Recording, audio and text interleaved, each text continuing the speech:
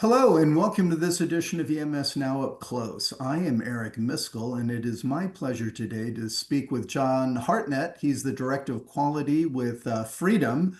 Freedom, of course, is a global component distributor. They are an independent. We're ranked recently number 9 in the top 15 independent distributors by electronic sourcing. So they are a significant player, and we've had representatives from Freedom on before, but I look forward to this because John gets to talk about the quality side, which for a component distributor, it's increasingly an important issue. Probably always was, but it's taking the lead. So, John, thank you for taking time today to come and spend some time with me and to share a little bit about who you are. Good day, Eric. It's my pleasure, and really looking forward to sharing some insight inside of Freedom. Good. Well, why don't you begin by introducing yourself and explain what your role at Freedom is? Certainly. John Hartnett. I've been with Freedom for a little over 4 years now. I've been in quality management systems with a variety of different ISO standards for about 25 years now. So I've got quite a bit of experience. And of that, the majority of this has been in electronic component distribution. And I also have a background, part of my history was I was in a medical devices manufacturing. So I do bring along that kind of understanding of the manufacturer side of things into the distribution world as well. Excellent. So define the turf here. What functions do you oversee there at Freedom? What all comes under a director of quality? All right, so with that being said, we do have quite a few certifications. So as example, a standard ISO 9001. We're also AS 9120, which is for aerospace distribution, ISO 13485 for medical devices, our ESD, and there's quite a few more. So what all of this means is that we operate in regulated industries and we treat all of our customers as such. So in saying this, we follow all these regulated requirements and we make sure that all of our processes are operating at that high level. I am responsible for the entire quality management system to make sure stem to stern that we are ensuring that we are meeting the customer requirements as well as the regulatory requirements. And we do, it makes no difference to us if this is for a commercial application, industrial, aerospace, we treat all of our customers the same. So it's a pretty big role that we have here. It's absolutely maybe the main focus of what we do here as our high quality.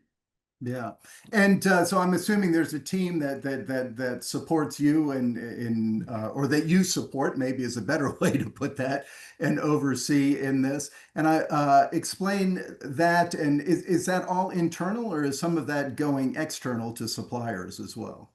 Okay, yes, it's definitely both.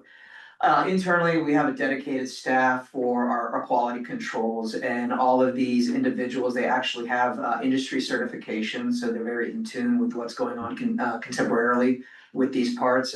So all of these requirements are built into our system. They are trained to follow them. So we have a lot of our internal inspections, a lot of our internal processes are controlled here. Absolutely, I would say that's the main control system. But additionally, we are not a jack of all trades. So our focus is supply chain management and processing high quality parts through our inspection. But we're unable to do some other things. So for example, we don't do internal testing here. So we go to different ISO 17025 testing facilities and things like that to do that type of outsourcing, some packaging and things along those lines as well. So, but all of that is considered part of our quality management system.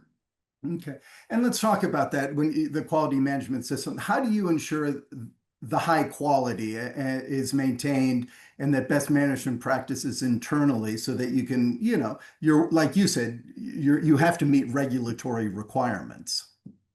Okay, perfect. So one of the certifications that we hold is called AS 6081. And that's an aerospace standard for independent distributors, which is what we are. So it's the appropriate standard. And it's for counterfeit mitigation, basically eliminating suspect counterfeit parts, anything that just might be bad actors, bad parts out of the supply chain. So what we do is throughout our entire process, we have it where we have a very strong focus on our supply chain management. So we've been in business for 25 plus years. We have a lot of history, a lot of transactions that have gone through. So we feel the best way to control our processes and our risks is if we start with our supplier management system. So if we focus on strictly monitoring our suppliers and categorizing them correctly and giving them the right risk protocols, that we're able to simply manage it through our internal system and then determine, if we need some other additional testings or other additions to make this order successful. Okay. So that's interesting. So what would be kind of red flags or risk factors that you're monitoring for there? Where to begin? So as an independent distributor, there absolutely is a lot of variety. There's nothing rigid about what we are doing. A lot of this comes from experience. Some of this is testing, it's putting parameters, but sincerely, if we are able to apply the strictest levels of risk, then we're much more, controlled throughout this process. Okay. Yeah, and you mentioned counterfeit there. So I assume that counterfeit, protection is an important consideration, but also kind of damaged or degraded parts because that happens out there as well. So how does your team manage for those issues? Okay, so that absolutely. So as part of our qualifying processes for our suppliers, we are inquiring, we are establishing what type of supplier are they? Do they have the capabilities to handle ESD product? Do they have moisture sensitivity level processes? Those are some of the details that we absolutely get into. And we look at other things, their general reputation in the marketplace. Are we able to find them online? Do they have good partners that they deal with? There's a lot of different types of investigation that we can do with this. But absolutely in our initial stages of establishing our relationship with those suppliers, we are trying to get as detailed as possible to understand the type of operation that they have and if it's congruent with what our aims are. Yeah, that makes it. And you mentioned there, like with the moisture sensitive devices, a lot of that has to do with how they're stored and packaged, right? So, how do you ensure proper packaging and storage of the components that you do have? Okay, so we are ANSI ESDS 2020 certified. So what this means, it's a long one, right?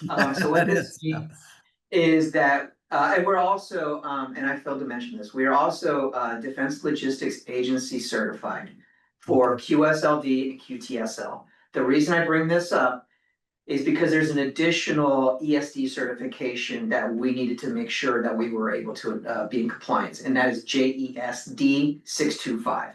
So we're compliant with both of those standards. So what this means is that we have the right grounding equipment. Our workstations are ground. We're making sure that we don't have electrostatic discharge at our workstations coming through our bodies as we inspect the parts.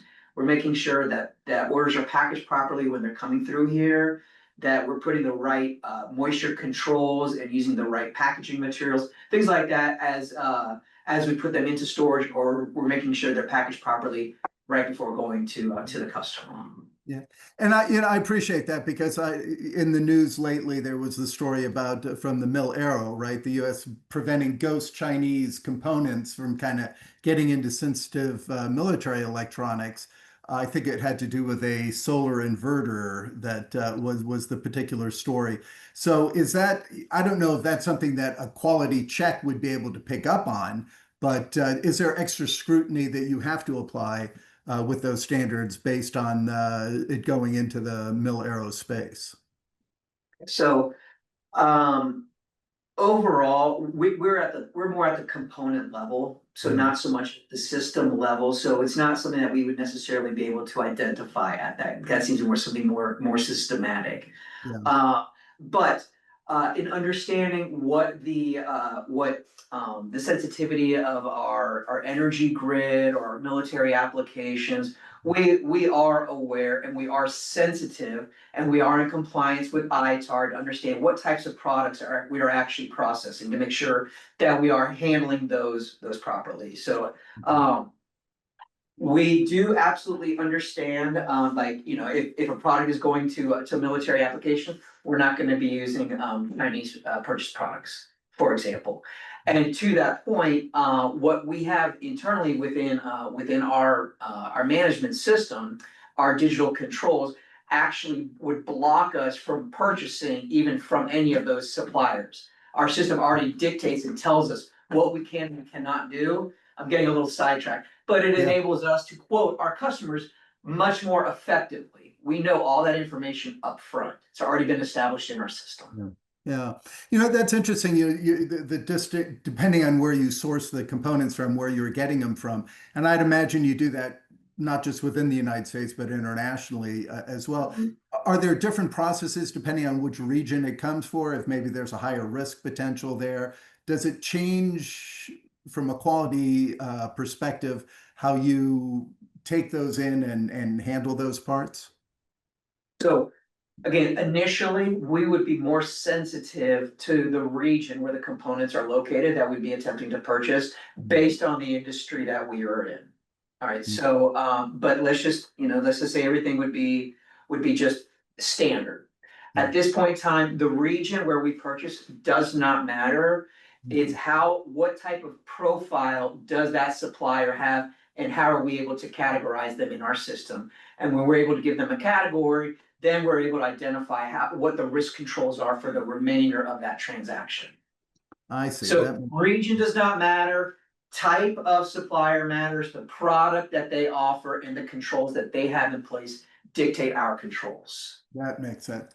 Another issue I wanted to ask you about that comes up is there's through the ECIA, I've been involved in doing a webinar about date code restrictions and on components, and there's proposed changes being made to those, saying that these parts, if they're being stored and packaged properly, can exceed their dictated timeline.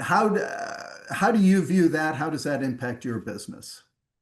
So I believe that was Rochester Electronics Yes, that sir. might have been doing a Yes. study on this. Yeah. And personal opinion, I agree with their findings. Throughout my 20 plus years of being in this industry, I have found that if you do follow the correct ESD, MSL, FOD protocols, that you are able to maintain the integrity of the parts for a long, long, long time. And by that, I mean the actual functionality. And we're not looking at any degradation, no oxidation, nothing along those lines if it's stored properly. So I feel since we are doing all of those ESD certifications, we are doing it properly. And just as a side note, prior to our product going back out, say, we inspected it and we put it into our inventory, and now we're getting ready to ship it out to a customer, we're gonna go and re-inspect that order to make sure that all the integrity is still there, and it is. So the systems work. So I feel that this is actually going to lend a lot of strength to independent distribution. Because if you do have the right controls, we are able to hold and store product for a long, long time. You never quite know when that product might be needed in the marketplace, but it gives us and our customers flexibility if the product is stored correctly. Yeah, no, good point. So let me ask, as a director of quality for a major distributor, what are your main challenges these days? Well, certainly right now we're dealing with a tariff issue. And since we are procuring parts throughout the world, it adds a lot of variety and spice to what we're trying to do. Also, we're always we're looking to establish new relationships out there because we want to increase the commodities that we're offering. And as we venture into those new waters, we have to adjust and understand what that supply chain is like. as we go into some different regions or more specific, those types of adjustments, just analysis basically for a while. And then like I would suggest that we're more into passives now. We're offering a lot more passives than we have in the past. So that product type versus a lot of the ICs and things, it's different. So it requires our inspectors to get more experience in understanding what, you know, what all the color coding and all those indicators mean, and that's fine. And we're there, you know, but those types of things, you know, they're a little bit challenged, but it's nothing that cannot be overcome. Yeah, it sounds like if you have your processes in place, that's what I'm getting from this. As long as you have those and you religiously kind of adhere to them, you should be in good shape. Correct, correct. Yeah, I mean, the adage, we do try to keep it simple. We Yeah. really do. You can really do a lot with a simple system. Yeah, no, and but they're also time proven, right? Systems that you have, all of these certifications and accreditations Yeah. speak to that. Yeah, we state oftentimes that we are absolutely an organization of best contemporary practices. Mhm. We're not necessarily bleeding edge. We want to be very advanced. For example, CMMC, you know, we're all waiting for that, the certification, auditing to start with that. We've had this going on for years. We've tried to be ahead. As soon as that certification, you know, is turned on, we can start getting it. We're ready to be certified. So those types of things, protecting customers, intellectual property, all those things we take into consideration so that we can always be best practices kind of ahead of time. So Mhm. that's a lot of our philosophy there. So Okay. hopefully our customers see a lot of that as well. No, good, good, good, good. Well, before we end, I just have to ask. I mean, we've covered quite a bit of ground here. What is there anything else about quality within freedom or quality within distribution that we didn't touch on that you feel might be important to mention? All right. So like I said, I've been with this organization for over 4 years now, and I've been in quality management systems for a long, long, long time. I openly state that it's easy to be a director of quality here because we all embrace continuous improvement. It is There are many cliches in business, and they are being practiced here, and they're not cliche. Customer service is number one. Continuous improvement, you know, number one. All of these things are so important to us. So it makes my job easier. Hmm. There's not much pushback. It's okay. Let's get to a solution. It really it pays off so much.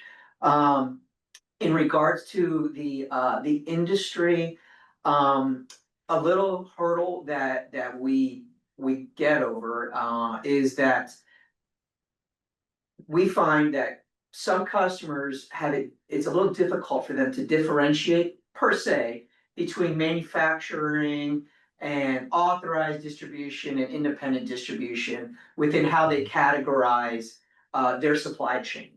So sometimes we have hurdles trying to, you know, basically state, oh, this is our level of supply chain, this is what we're able to control. But once we get those messages across, you know, it's understood. But it'd be nice if there was a little bit more differentiation within our customer supply chain categories. Okay. Oh, that's interesting. That's very interesting.